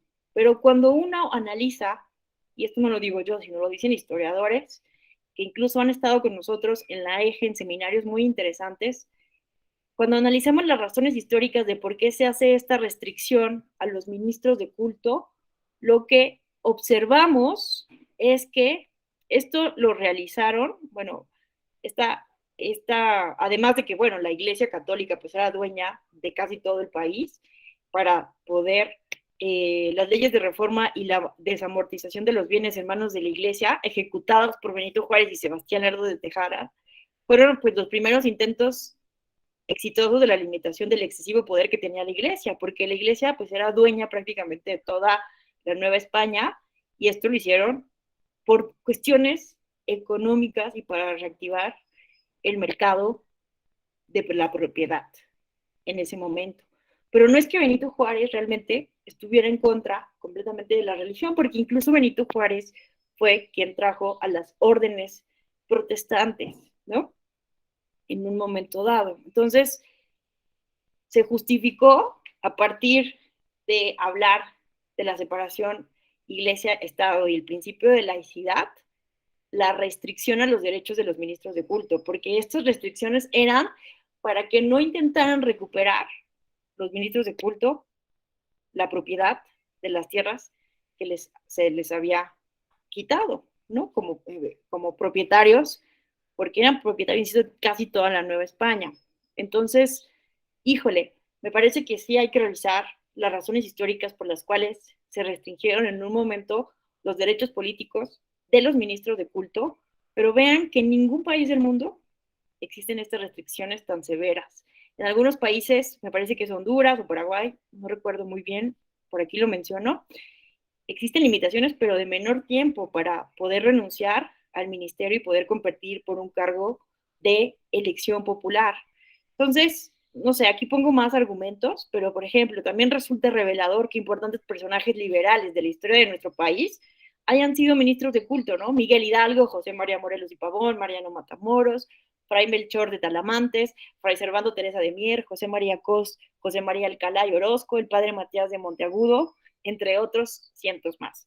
Y muchos de ellos participaron como diputados en la elaboración de las normas más importantes de nuestro país. Entonces, híjole, a mí me parece que ya en esta época contemporánea ya no alcanzan estos argumentos históricos que además están sobre alfileres, porque tuvieron más razones económicas que de religión para restringir derechos políticos. Entonces, bueno, sé que es muy controversial, pero hay una reserva que sigue siendo, que permite que el Estado mexicano vaya en contra de la Convención de los Derechos Internacionales, del Derecho Internacional de Derechos Humanos, pero híjole, yo creo que hay que revisarlo urgentemente porque sí estamos restringiendo los derechos políticos de los ministros de culto. Pero bueno, yo entiendo que cause esto controversia porque, pues, ¿no?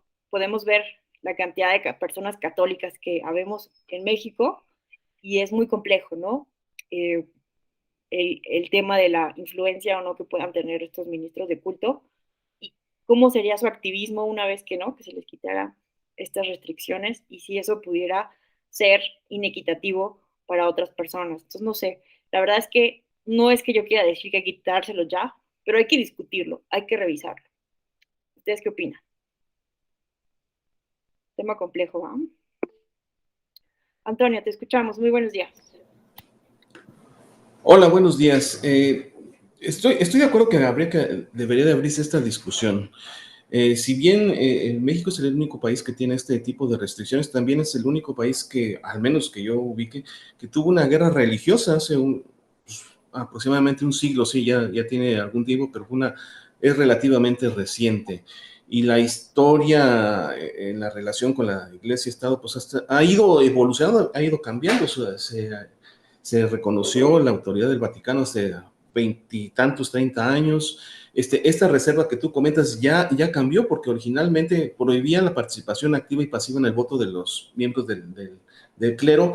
Ya se cambió, ahora pueden participar de manera activa, es decir, pueden ya votar, pueden ser funcionarios de mesa directiva de casilla. Entonces ha habido un cambio muy paulatino quizás y a reserva de leer con más cuidado el artículo que me comentas, me parece que hay un cambio y sí debería abrirse cuando menos la discusión de cuál es el verdadero papel que deben ocupar los ministros de culto. Hace muy poco tiempo había un partido de que se presumía que era patrocinado o conformado por ministros de culto. Entonces, de que ha habido una evolución, me parece que se ha dado. Y es importante tomar en cuenta que aún hay comunidades, sobre todo las comunidades pequeñas, pobres, alejadas de la comunicación, que todavía son muy influidas por este tipo de personajes. Yo soy original de una pequeña ciudad aquí en Guanajuato, que cuando yo era muy niño, pues el señor cura tenía una influencia grandísima, estuvo a punto de cambiarle el nombre a la comunidad para poner su propio nombre. Pues de que hay una influencia muy grande todavía, eso es innegable, como también sucedió a lo mejor, como se valoró en Tlaquepaque. Entonces, la discusión se tiene que abrir y me gustaría mucho participar en ella. Gracias. Gracias, mi Antonio. Definitivamente, ¿no? O sea, no quiero decir que ya, ¿no? Quitemos. Coincido contigo. Al menos hay que discutirlo, porque sí, ¿no? Vamos a seguir encontrando casos así, hemos anulado elecciones, entonces hay una responsabilidad bien importante en la materia, ¿no? Para volver a revisarlo. Creo que es tiempo de volver a revisarlo, ¿no? Incluso, pues, es un tema que el mismo Congreso de la Unión, ¿no? Dijo que es un tema que debe revisarse a futuro también. En fin, entonces, no sé si alguien más quisiera dar su comentario, su opinión. Yo nada más, manifestar que coincido con Antonio. Creo que hay que, bueno, de hecho ya lo estamos discutiendo de alguna forma. A mí me parece sumamente interesante.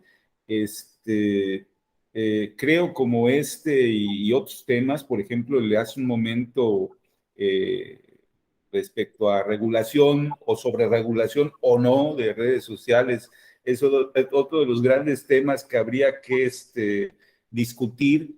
eh, eh, no sé si en la víspera o en el contexto, no sé si habrá reforma electoral. Digo, lo paradójico, lo lamentable es que el tema que está en la palestra es sí INE, sí OPLES, no OPLES, no INE, la discusión se está centrando en quién debe ser o quiénes deben de ser o cómo deben ser designados o de quién dependen o no los árbitros electorales, ¿no? Ese es el nivel del que da cuenta la calidad de la democracia que tenemos en este momento. Pero sí, me parece muy interesante el planteamiento, convengo con algunas reflexiones de cómo se ha ido flexibilizando la participación de ciudadanas, ciudadanos que son ministros o practican alguna religión. Y sí, creo que siendo congruente estas reservas y estas resistencias, pues habría que repensarlas en un contexto de libertades plenas para todas y para todos. Muchas gracias, Jorge. Y sí, ¿verdad? La discusión desafortunadamente se va a centrar en cosas que ya no tendrían que ser debate, ¿no? Pero bueno, el INE, OPLES, fin. Antonio, te escuchamos.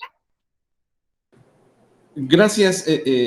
Olvidé comentar hace un momento que si bien hay ministros del culto como fue Hidalgo, como fue Morelos, que fueron muy importantes, eso fue porque en su momento eran parte de la élite ilustrada y que por supuesto tenían esas características de conocimiento de lo que estaba pasando en Europa y lo trasladaron hacia nuestro país. Y eso es algo que todavía persiste en esas comunidades. Son los ministros los que tienen acceso a la comunicación, al liderazgo y por supuesto, a influir en la comunidad analfabeta o con escasa educación. Es cuanto ahora sí. Claro, toda la razón, ¿no? Entonces, pues sí, hay que estudiarlo con cuidado, ¿no? Porque sí, ¿no? Los ministros de culto y los abogados eran como las personas de la clase media ilustradas, ¿no? Que justo, como bien lo dice Antonio, pues movilizaron a, a la población, ¿no? Para el levantamiento armado para el movimiento de independencia. Entonces, pues sí, qué interesante. La verdad es que estaría padre debatirlo con todas y todos ustedes. Invitamos a Antonio en otro momento, pero bueno, la EGE es hay un seminario sobre este tema. Entonces, pues bueno, les invitamos a estar siempre atentos cuando estén estas discusiones, porque es muy interesante, ¿no? Regresar a la historia y repensar, replantear el por qué algunas cuestiones sustentan decisiones del presente. En fin, muchísimas gracias a todos y a todos por su atención. Se nos acabó el tiempo, desafortunadamente, pero pues bueno, vemos que aprovechando el tema, ¿no?, de los ministros de culto y del partido, un partido conservador en ese sentido, como el Partido Encuentro Solidario, ¿verdad?, que ha perdido el registro, pero que se le sancionó por la emisión de spots, uno en contra del aborto y otro en contra de la adopción de menores por parejas del mismo sexo. Yo les voy a compartir la presentación para que puedan entrar a la liga de todos estos casos que yo quería que discutiéramos, que ya no nos alcanzó el tiempo, pero que aquí simplemente cabe decir que la Sala Superior confirmó la determinación de la Sala Regional especializada en estos casos, pero no porque no se puede hablar del aborto o de la negativa de adopción de personas del mismo sexo, sino como lo determinó en algún momento dado la Sala Regional especializada al considerarse ya un derecho constitucional, ¿no?, protegido por una sentencia histórica de la Suprema Corte de Justicia de la Nación, sino porque si bien el Partido Encuentro Solidario lo podía hacer porque forma parte de la ideología del partido, la manera en cómo hizo estos promocionales es lo que sancionó, digámoslo así, la Sala Superior. Es decir, sí, pueden hablar en contra del aborto, pero la manera en que lo hicieron fue de manera muy agresiva y violenta. Entonces, por eso se le sancionó al partido político. Pero bueno, entonces, les agradezco enormemente su atención. Les deseo que terminen este diplomado con muchísimo éxito y pues espero que nos sigamos encontrando en futuras actividades académicas. Que tengan una excelente tarde y muchas gracias a todas y a todos. Bye.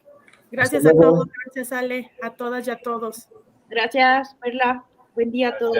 Igualmente. Hasta luego. Gusto saludarles. Acabó nuestro diplomado. Gracias, un abrazo. Hasta luego.